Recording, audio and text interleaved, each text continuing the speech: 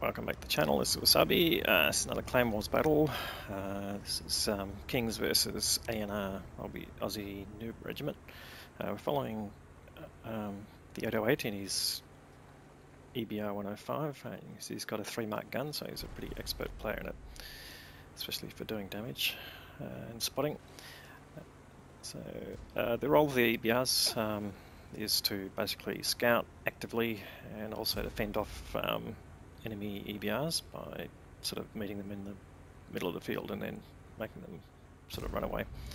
So here's the first EBR. Managed to get a hit into the 808, but yeah, you can see that that's pushed him back and he's running away rather than sort of getting further deeper into the field. So this is one of the tactics that your team needs to play. Anyway, Leopard was spotted as well, Leopard 1. Which is a long view-range tank, and it's already picked up some assisted damage from there. But he'll go back to the centre of the field now and spot any tanks that are basically overwatching the cap area or close to it, defending. So the enemy EBRs sort of switch side as well, sort of predictably, and he gets spotted a shot into him. Just reduced his health as well, and this is going to keep moving around here. So there's an I7 on Overwatch on the one line. It's common position just to spot whether tanks are basically making a move on that side, and most of our tanks are basically on the hill, but there's not a lot of action there. It looks like the enemy tanks have either been slow to move or not really pushing that hard on that side. So they could be playing a more static sort of game, turtling in the forest, which would not be uncommon, but there are obviously spotted tanks there, and so this is continuing to circle around here and hopefully push a bit further each time. It hasn't been spotted yet. So that line of bushes in front is a common place to stop and spot. So you can see he just slows right down here, and he's spotted the I7. Now the I7 hasn't spotted him, so even though he's relatively close, that's related to the camo and the bushing, but the 808 most likely is using commander vision system, which reduces the effectiveness of foliage as camo.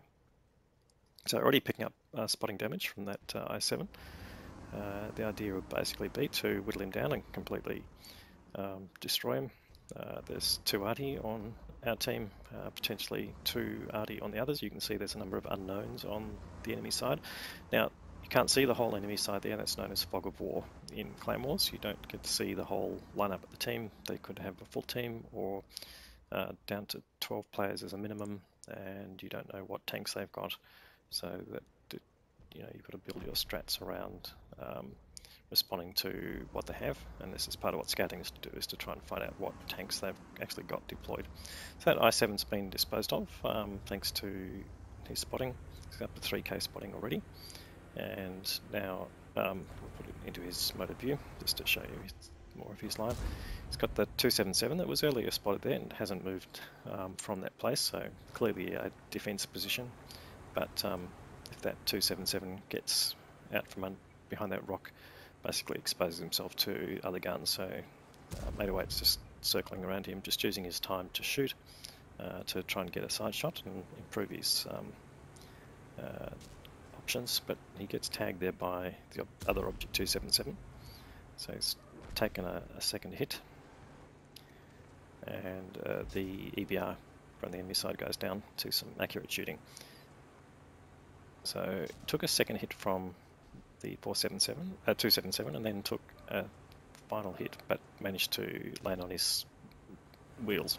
That's one of the advantages of the EBR. You really have to hit the body to do any damage, body of the turret, and that's clearly a much smaller target. The wheels end up being the majority of the target view that you get as a tank. So you've got to be on your game to do damage to an EBR. So that 277's gone down. Leopard 1 is left, but coming back into the centre. And as 808 is going around, he spots 2 of the enemy arty, the 2 T92s, and he's marked them so that the ANR team can do something about it. The first one's destroyed, and he's just continuing to basically actively scout this area. The Leopard 1 goes down, and the enemy side's basically rapidly losing tanks, so they're already 7 tanks behind, which they're not going to recover from. Once you've got an advantage of sort of 4 or 5 tanks, it's pretty much game over in terms of superiority. So continuing to circle around is so they've all retreated back into the forest here. That reduces their visibility to a large extent, and makes it a lot easier to pick them off, particularly with an EBR running through the middle, basically lighting them up. Shooting at these targets from outside the forest is not that difficult if you've got good spotting. So 14-2, there's 1 tank remaining that goes down, and that's the battle, so all over in about 4 minutes.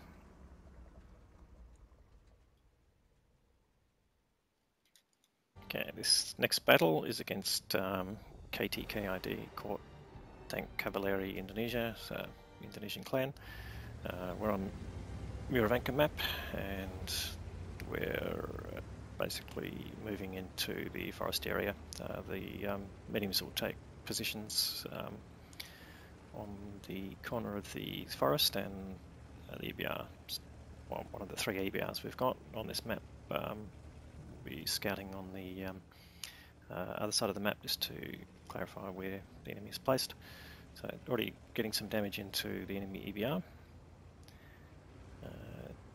And I'm just taking up position here on the corner. You can see their main tank force is on the other side of the map, and now we're just waiting for our EBRs on this side of the map to scout around and see whether anything's on this side, which will inform whether we push hard on this side or relocate anything to the other side.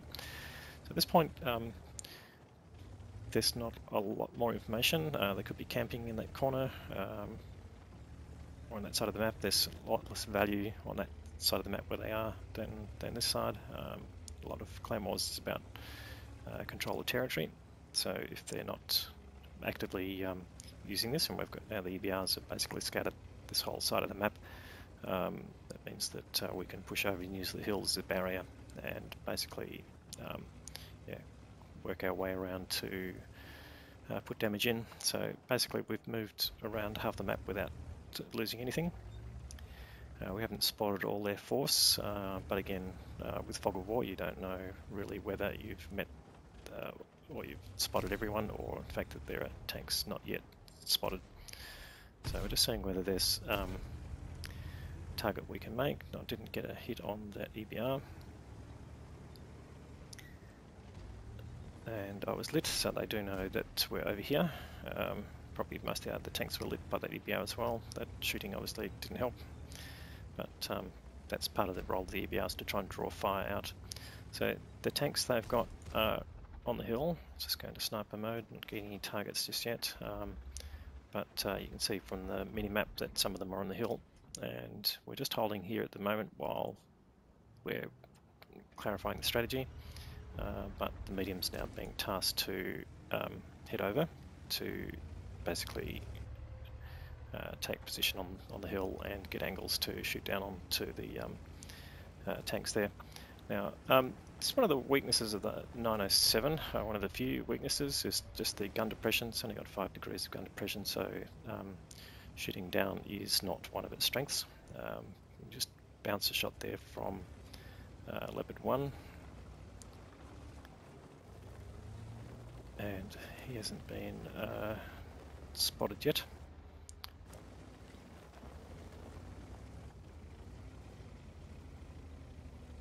Anyway, so just firstly trying to get vision here. We do have an RD, but obviously not going to have a high rate of fire as a single artillery. So he'll obviously choose targets of value that are there. Now we spot the Leopard, managed to put a shot into his turret. Got a Super Conqueror there, side of the turret, get a shot in there. And at this point, yeah, we're just spotting as well as getting targets of opportunity. So just moving slowly here. It's only been 3 minutes, 4 minutes into the game. So we are just biding our time, deciding when to make a hard push. So we do get a couple of inbound shots there. We get lit and probably the leopard one. So we're just trying to get some terrain cover. We do dodge some shots there. So reversing is not fast, but it's good enough for around 20 kilometers an hour just to get us out from their guns in terms of relay time. So we get some spotting damage while that's happening, and super conk there, not ever going to penetrate that shot. But what we're really doing is just keeping them in place. They're 2 tanks down now, and we're just making a decision here to basically push over at the right time. So obviously any one tank that goes over by itself will attract a lot of attention. We're just trying to keep that Object 705 set down, but the Leopard's been killed, so we're now 3 tanks up. And we're just playing this slowly, just trying to get the side of the 705 there, not managing to do that. So we haven't picked up a whole lot of damage here, but really trying to preserve health, particularly as we've been hit already. Now the Object 279 here is focusing on our 277, so I'm just trying to find the weak spot here. Looking for the cheek spot. Now there's only 96 hit points left. I'm just going to try and refocus there. Take a hit from him, but managed to get the kill shot there. That's with standard ammunition. Just for people who think Object 279 is magic tanks, they're not. They do have their weak spots, and you don't even need to use heat to penetrate. Managed to get a kill on the Object 277 there, and we're now 8 tanks up, and really just cleaning up.